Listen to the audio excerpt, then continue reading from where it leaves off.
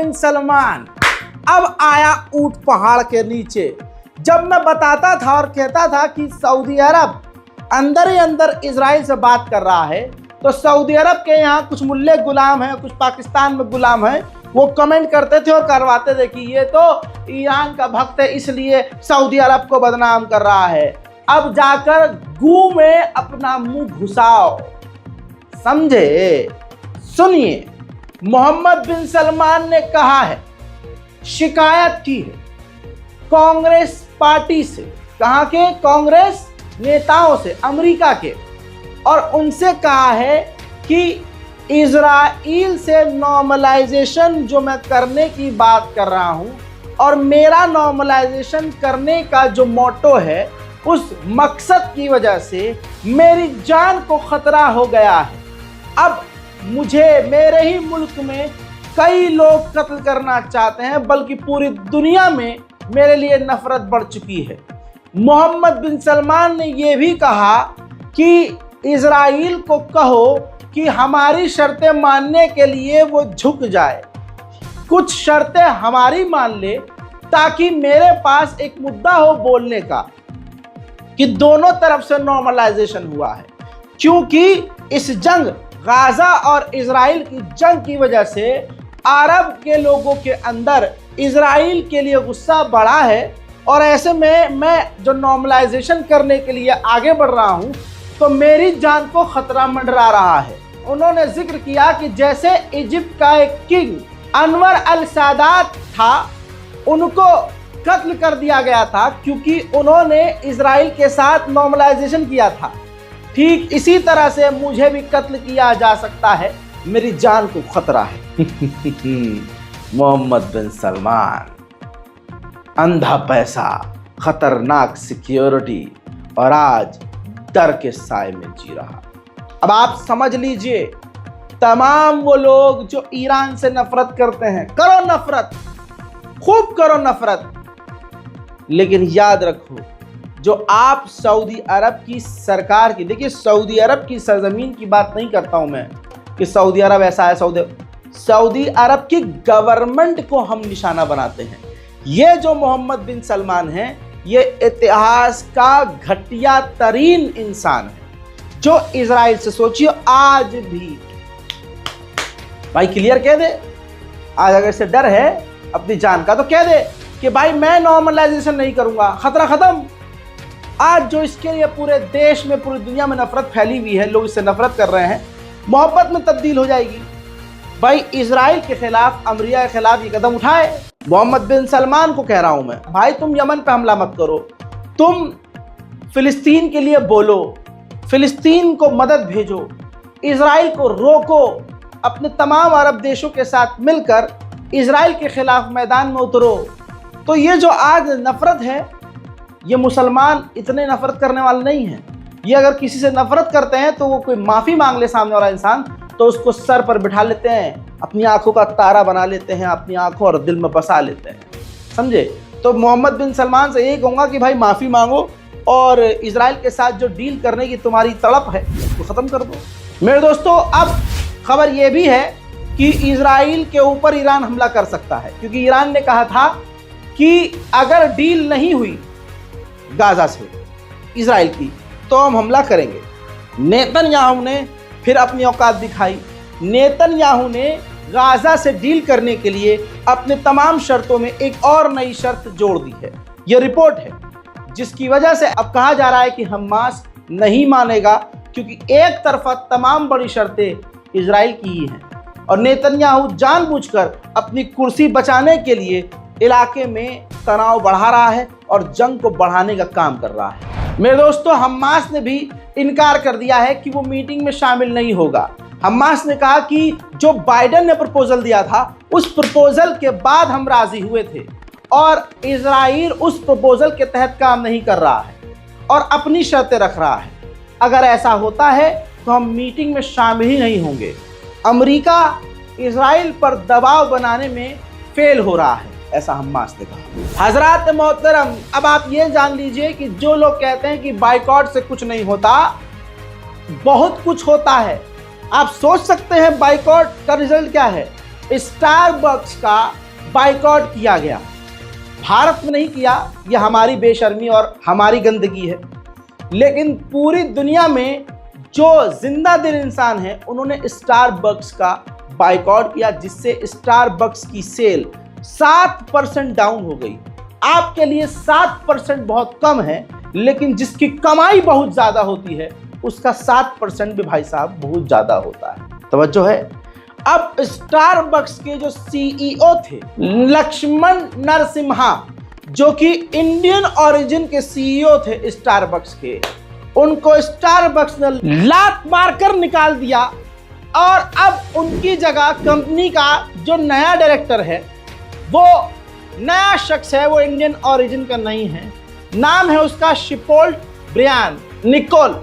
जी हाँ, अब ये कंपनी का डायरेक्टर है, लेकिन मैं आपसे यही मांग करूंगा कि लगातार बाइकआउट जारी रखिए। ये क्या, इसके 10 आएंगे और सबको लात पड़ती रहेगी। हजरात, यमन के हुथीज ने बड़ी कार्रवाई की है। यमन के अंदर जो यूएन का दफ्तर है उस पर हुथीज ने कब्जा कर लिया है।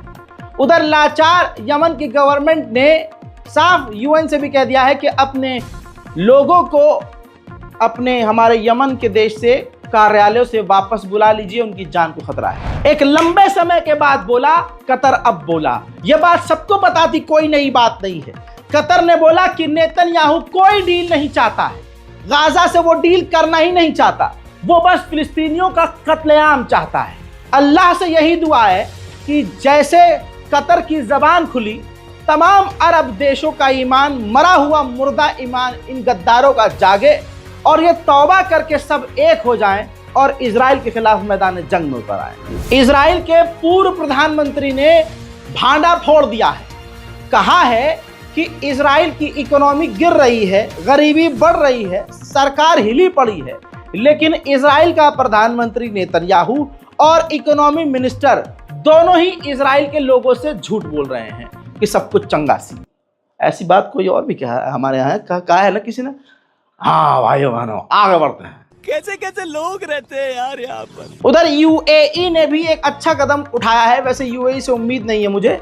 यूएई ने कहा है कि हम गाजा के अंदर अपनी फौज तभी तैनात करेंगे जब गाजा पूरा का पूरा फिलिस्तीन अथॉरिटी को दे दिया जाएगा, जो कि इजराइल देगा नहीं।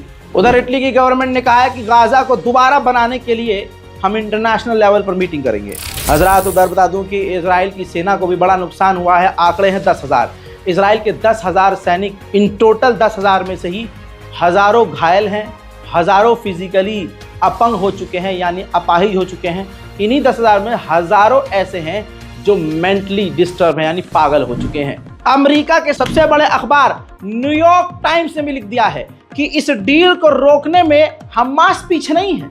हमास चाहता है और वो राजी है कि डील हो जाए। इस डील में टांग आने वाला सिर्फ एक शख्स है, वो है Netanyahu.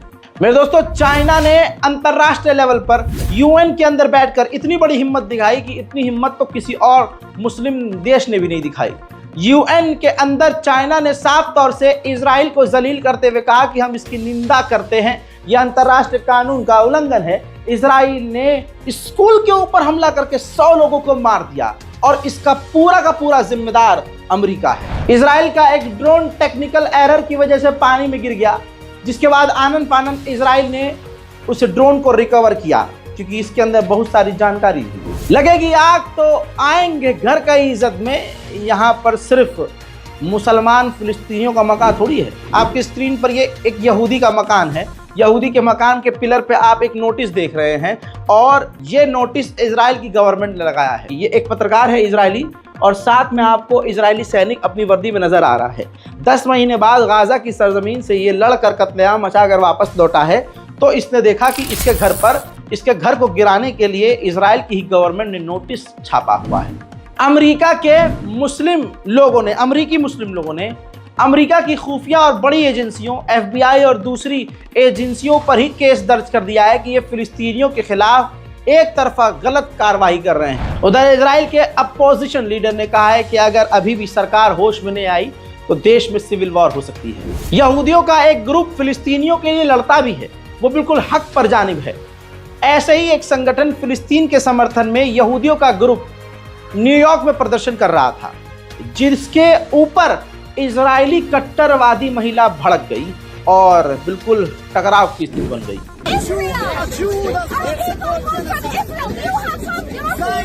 Zionism is a political movement which is causing bloodshed. It's a bloodshed. That's where our family is from. I'm from Israel. How can you hold that flag? This is because the actions of the Zionist people, they are responsible. That's where ancestors. We live in a beautiful peace. We live in a beautiful peace with Palestinian people for hundreds of years. How can you say that? You're not a Jew. You're not a Jew. How dare you? When Zionism came in, they caused their bloodshed. They caused rivers of bloodshed. How can you say that? You're Jewish. How can you change your own people? Who is a Jew? We're Jews.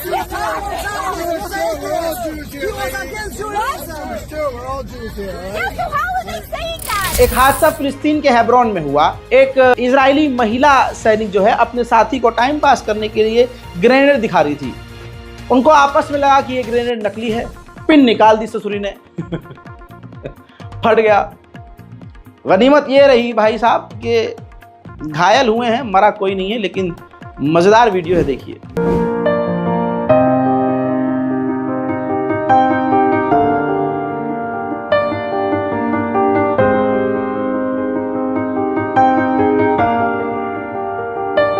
UN के according जब से जंग शुरू हुई है, 1/3 ट्रकों को Israel ने गाजा के अंदर जाने से रोका हुआ है। हजरात मोहतरम, बलात्कार इजराइल के सैनिक कर रहे हैं। उनकी वीडियो भी इजराइल के ही चैनल ने जारी की है, जिस पर बड़ा बवाल हुआ और उनको जेल हुई।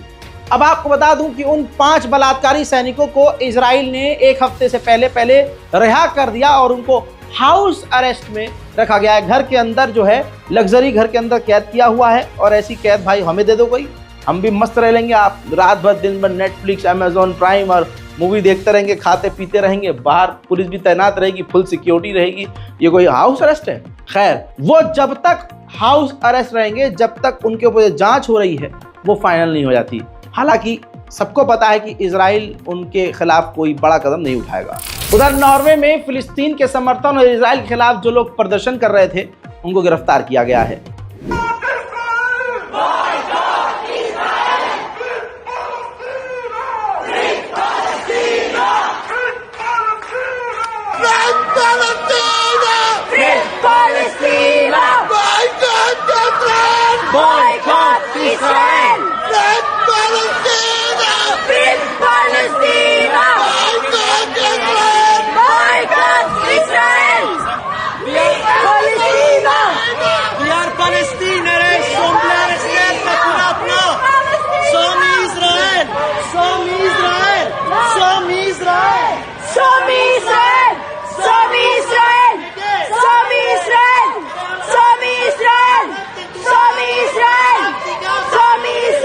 मैं आप तमाम लोगों से मांग करूंगा कि सोशल मीडिया पर बीबीसी का बाइकआउट कीजिए, लिखते रहिए और बीबीसी को जलील करते रहिए। दोगलापंती है बीबीसी की, देख लीजिए। हमारी इस वीडियो को आप ट्रिम करके पोस्ट कर सकते हैं और बीबीसी को टैग कर सकते हैं। जब यूक्रेन में बच्चे मारे गए तो किस तरह से रूस का नाम लेकर टाइटल डालता है बीबीसी कि बच्चे मारे गए रूसी हवाई हमले में खार्किव होटल के अंदर।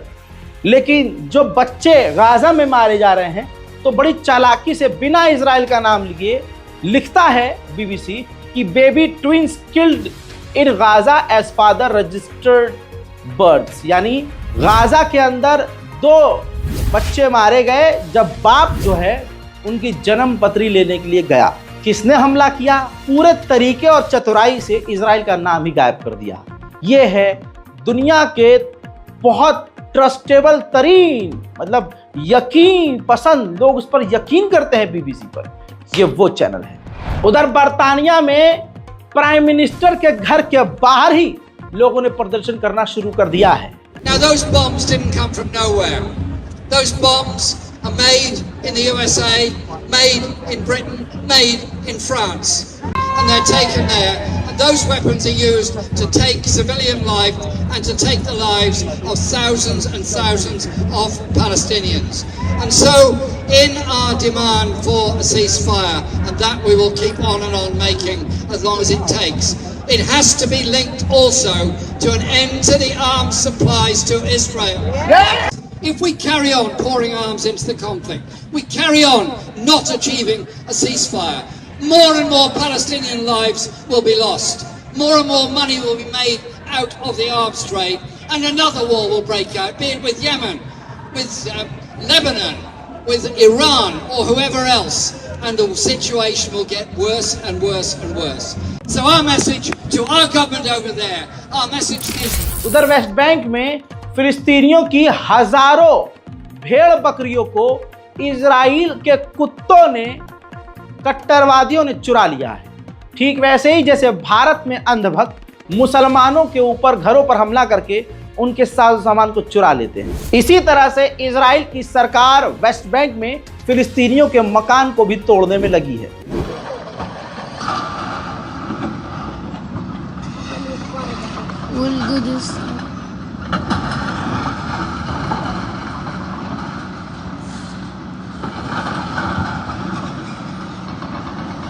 इसके अलावा इजराइल के सैनिक वेस्ट बैंक और फिलिस्तीन के दूसरे इलाकों से फिलिस्तीनियों को गिरफ्तार भी कर रहे हैं।